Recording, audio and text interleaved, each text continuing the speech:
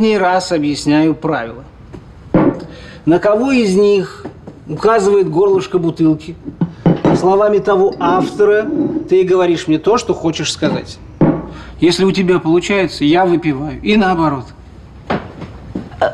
Подожди, а если я не помню цитату? Ну, значит, ты дура и пьешь 2 раза. Поехали. О, Есенин, ну, тебе пить. Но сначала цитату со смыслом. Ты меня не любишь, не жалеешь. Разве я немного некрасив?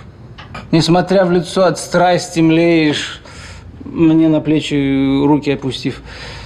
Молодая, с чувственным оскалом. Я с тобой не нежен и не груб. Расскажи мне, скольких ты ласкала? Сколько рук ты помнишь?